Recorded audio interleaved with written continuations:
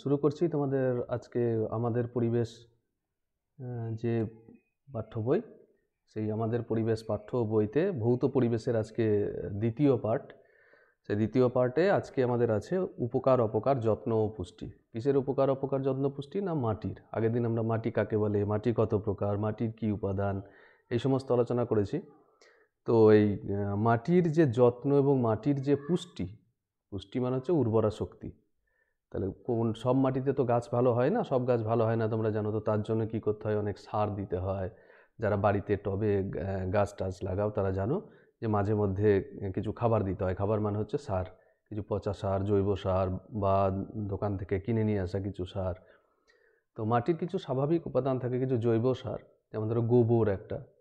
আর গোবর তো আর মাটিতে তৈরি হয় না, সেটা বাইরে থেকে দিতে হয়। কিন্তু মাটিতেই যে জৈব উপাদান তৈরি হয়, যে জৈব সার তৈরি হয়, সেটা হচ্ছে কেঁচো। মাটিতে কেঁচো থাকে, মাঠে দেখবে। তো সেই কেঁচোগুলো যখন মারা যায় সেগুলো শুকিয়ে গিয়ে সেগুলো হচ্ছে জৈব সারে পরিণত হয়, কেঁচো সার বলা হয়। এছাড়াও বাজার থেকে যে সারগুলো কিনে এনে জমিতে দেওয়া হয় বা মাটিতে দেওয়া হয়, মানে উর্বরা শক্তি বৃদ্ধির জন্য। উর্বরতা শক্তি মানে হচ্ছে পুষ্টি। তো সেই পুষ্টি নাইট্রোজেন, ফসফেট, তারপর হচ্ছে এই জৈব সারগুলোও দেওয়া হয়। তোমার এই কম্পোস্ট যে জৈব সার, সেগুলোও দেওয়া হয়। তো আমরা যেমন ধরো নোংরা খাবার খেলে, তারপর হচ্ছে দূষিত খাবার খেলে আমাদের যেমন শরীর খারাপ হয়, আমাদের যেমন পুষ্টির ঘাটতি হয়, তো সেরকম গাছেও কিন্তু এই মাটিতেও কিন্তু এরকমের কিছু উপাদান যদি মিশে যায়, তাহলে মাটির যে উর্বরা শক্তি, পুষ্টি, সেগুলোও কিন্তু নষ্ট হয়ে যায়। তো সেগুলো কি কি? সেগুলো হচ্ছে ধরো প্লাস্টিক। আগের দিন যেটা বলেছিলাম যে প্লাস্টিক যদি মাটিতে মিশে যায় তাহলে মাটির উর্বরতা শক্তি নষ্ট হয়ে যায়। এছাড়াও আরও কিছু যেগুলো ক্ষতিকর উপাদান, আগের দিন তোমাদের যে উপাদানগুলো বোঝানো হয়েছিল যে উপকারী উপাদান আর ক্ষতিকর উপাদান, তো সেই ক্ষতিকর যে উপাদানগুলো তোমার অ্যালুমিনিয়াম, প্লাস্টিক, পলিথিন, এই সমস্তগুলো কিন্তু মাটির সাথে মিশে গেলে যেটা হয় সেটা হচ্ছে যে ওই মাটির উর্বরতা শক্তি নষ্ট হয়ে যায়। তো এখানে দেখো মাটির উপকারী উপাদান কি কি? না, মাটির উপকারী উপাদান হচ্ছে নাইট্রোজেন, ফসফরাস, পটাশিয়াম, তারপর হচ্ছে জৈব পদার্থ, মৃত যে পচা উদ্ভিদ, প্রাণীদেহের বিভিন্ন অংশ, কেঁচো, ছোট ছোট জীব, এসব। আর এরা কিভাবে উপকার করে? না, মাটির উপাদানগুলি উপকার করে নাইট্রোজেন, ফসফরাস, পটাশিয়াম উদ্ভিদ দেহের বৃদ্ধিতে সাহায্য করে। তারপর হচ্ছে মৃত যে পচা বস্তু, সেই মৃত পচা বস্তু জীবদেহ মাটির জৈব পদার্থের বৃদ্ধিতে সাহায্য করে। ছোট ছোট জীব যেমন কেঁচো, এসব মাটিতে বসবাস করে। এর ফলে কি হয়? না, জৈব উপাদানকে ভাঙতে সাহায্য করে, মাটির উর্বরতা শক্তি বাড়ায়, তারপর জল বাতাস ধারণের ক্ষমতা বাড়ায়। আর মাটির ক্ষতিকর উপাদান কি কি বললাম? মাটির ক্ষতিকর উপাদান বললাম প্লাস্টিক, পলিথিন, পেনের টুকরো, পেন্সিলেসিস, অ্যালুমিনিয়ামের কুচি। এটা আগের দিনও বলেছি, আজকেও আরেকবার। তো কীভাবে ক্ষতি করে এগুলো? না, প্লাস্টিক, পলিথিন এগুলো কখনো তো ভাঙে না, এটা তোমরা জানো। যেগুলো মাটিতে মিশেও যায় না, মাটিতে আলো বাতাস প্রবেশ করতে পারে না। এর ফলে এই যে পলিথিনের একটি স্তর যদি পড়ে যায়, তো এই উপাদানগুলি গাছের শিকড়কে মাটিতে প্রবেশের সময় বাধা দান করে। ফলে কি হয়? না, মাটির গভীরে এই প্রবেশ করতে না পারার জন্য ঝড়ে সহজে গাছটি উল্টে পড়ে যাওয়ার সম্ভাবনা থাকে, কারণ তার শিকড়গুলি গভীরে যেতে পারে না। এছাড়া আর একটি দেখো, উপকারী উপাদান যদি বাড়াতে হয় আর ক্ষতির উপাদান যদি কমাতে হয়, আমরা তো বুঝলাম যে কিসে কিসে উপকার হয় আর কিসে ক্ষতি হয়। তাহলে উপকারী উপাদান যদি বাড়াতে হয় আর ক্ষতির উপাদান যদি কমাতে হয়, তাহলে আমাদের কি করতে হবে? তো কি করতে হবে? না, উপকারী উপাদান বাড়াতে হলে মাটিতে জৈব সার, অজৈব সার ব্যবহার করতে হবে। মাটিতে কেঁচো এবং ছোট যে জীব, তার যে বসবাস, সে বৃদ্ধি লক্ষ্য করতে হবে। আর ক্ষতিকর উপাদান কমাতে গেলে কি করতে হবে? না, যে অপকারী যে উপাদান কমানোর জন্য মাটিতে প্লাস্টিক, পলিথিন এসব ফেলা বন্ধ করতে হবে। তারপর হচ্ছে এগুলো যাতে মানুষ কম ব্যবহার করে, সেই জন্য সচেতনতা বৃদ্ধি করতে হবে।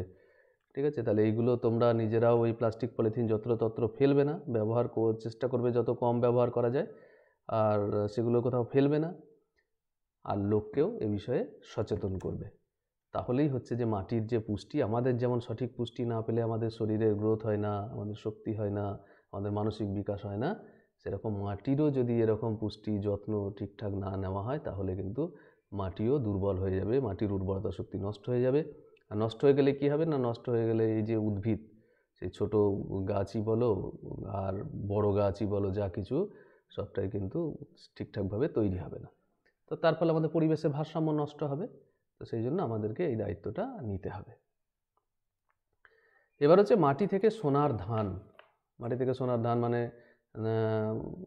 এই ধান গাছ, যে ধান গাছ থেকে চাল তৈরি হয়, যে চাল আমরা কি করি, সেই চাল থেকে আমাদের ভাত, মুড়ি এই সমস্ত যেগুলো খাই, সেই চালটা কিন্তু তৈরি হয় কোথা থেকে না, ধান গাছ থেকে।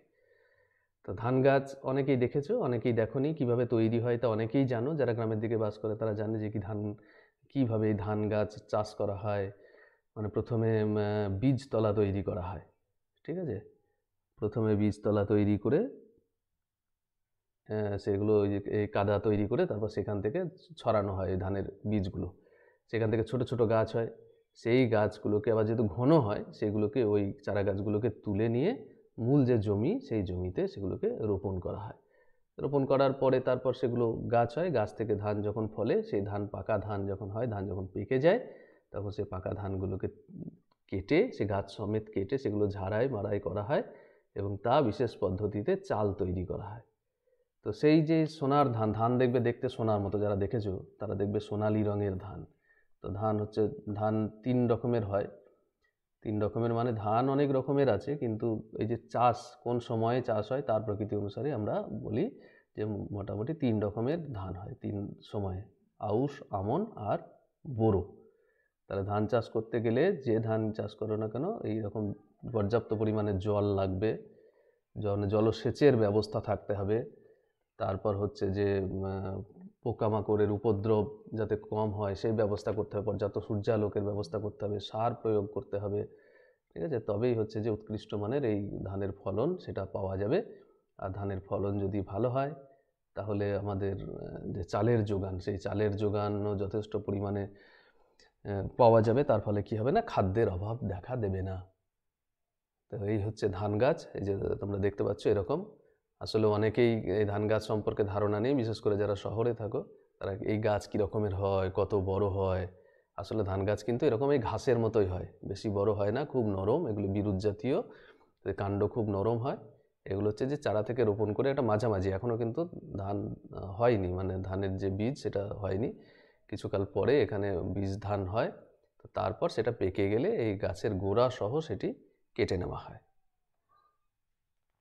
তো ধানের পরে এবার আমরা দেখব যে চা গাছ, মানে মাটির উপর চা গাছ এবার আছে। মাটির উপর চা গাছ মানে ধানের যেমন বললাম যে এরকম তোমাদের কি হয় না, জলাজমি, সমতল ভূমি হতে হবে। সেই সমতল ভূমিতে যথেষ্ট পরিমাণে জলসেচ থাকতে হবে, জল দাঁড়িয়ে থাকতে হবে ধান চাষ করার সময়। তো চায়ের ক্ষেত্রে কিন্তু আবার একটু অন্য রকমের। চায়ের ক্ষেত্রে কি না, চা হচ্ছে একটু ঢালু হবে। তারপর হচ্ছে যে তোমার ওই ঢালু এলাকায়, সেখানে যেখানে জল দাঁড়াতে পারে না, মানে কম জল থাকবে পাহাড়ি এলাকায়। যারা দার্জিলিং বেড়াতে গেছো তারা দেখেছো যে ওই পাহাড়ের গায়ে গায়ে কীভাবে এই চা গাছের চাষ করা হয়। তো সেই চা গাছ কী হয় না, চায়ের যে পাতা, সেই পাতাগুলো, এই যে পাতাগুলো দেখা যাচ্ছে, পাতার উপরে ওই 2টি পাতা 1টি কুড়ি বলা হয় আর কি। মানে ছোট্ট যে কুড়িটা থাকে সেই কুড়ি, আর তার সাথে 2টো পাতা, এই অংশটুকু তুলে নেওয়া হয়। এই অংশটুকু তুলে নেওয়ার পরে তা কারখানাতে একটা বিশেষ পদ্ধতিতে সেই চা তৈরি হয়।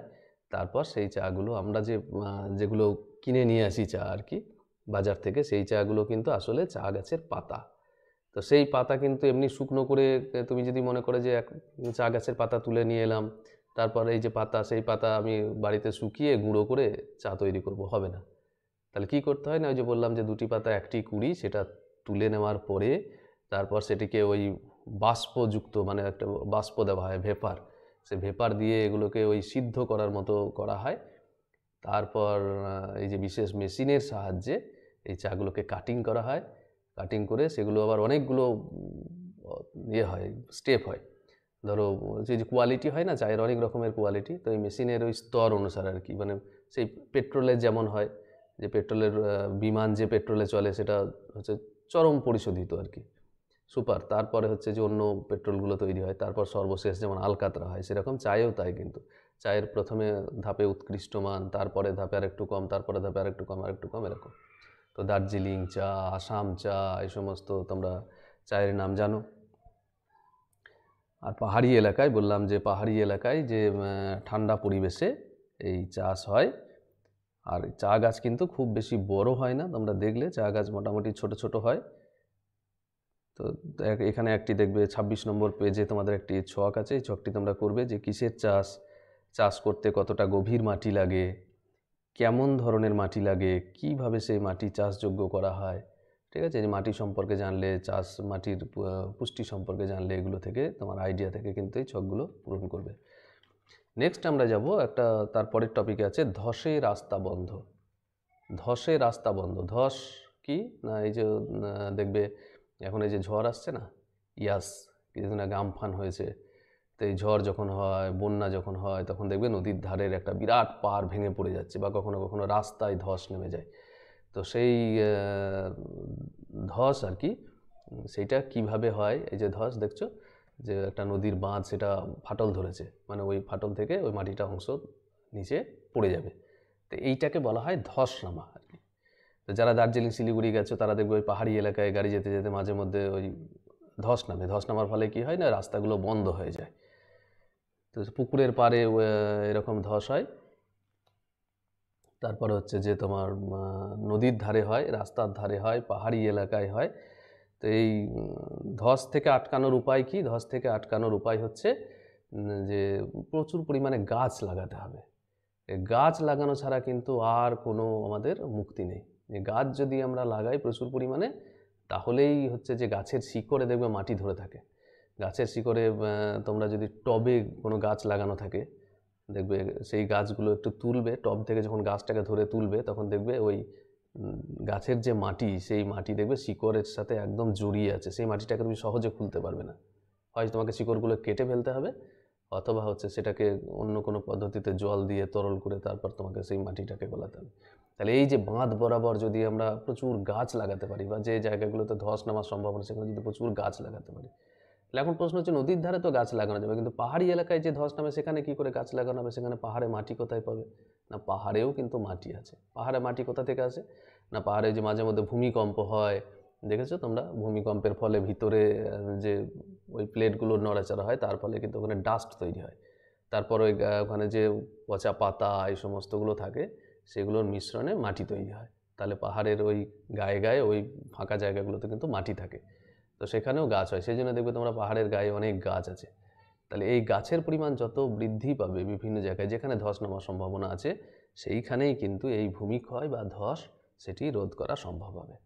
তাহলে এখানে দেখো 27 নম্বর পেজে একটি এরকম টাস্ক আছে, এই টাস্কটিও তোমরা বাড়িতে করবে, যে কীভাবে ভূমিক্ষয় হয়, মানে ভূমিক্ষয় কী ভাবে হয়, কোন কোন কারণে হয়। তারপর হচ্ছে ভূমিক্ষয়ের ফলে কি অসুবিধা হয়, ভূমিক্ষয়ের ফলে যা যা অসুবিধা হয় সেগুলো লিখবে। যে ভূমি যদি ক্ষয়ে যায় তাহলে কি ধস নামে, রাস্তা নষ্ট হয়ে যায়, নদীর পাড় ভেঙে যায়, আরও যা যা হয় সেগুলো লিখবে। আর কি করলে ভূমিক্ষয় কমবে, গাছ লাগাতে হবে, প্লাস্টিক বর্জন করতে হবে, এগুলো করতে হবে, তাহলেই কিন্তু আমাদের যে ভূমিক্ষয় সে ভূমিক্ষয় কমে যাবে। ঠিক আছে, তাহলে তোমরা এই টাস্কগুলো করো।